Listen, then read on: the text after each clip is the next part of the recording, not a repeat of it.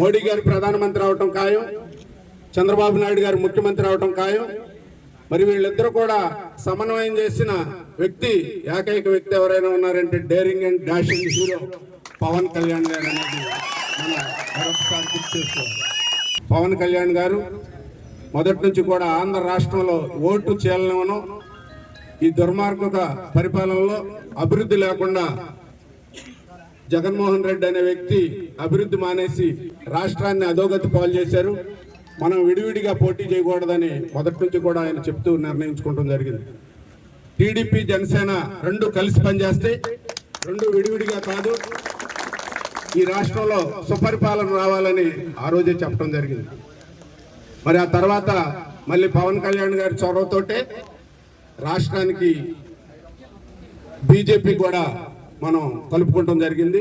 పవన్ కళ్యాణ్ గారి నాయకత్వం, చంద్రబాబు నాయుడు గారి నాయకత్వం,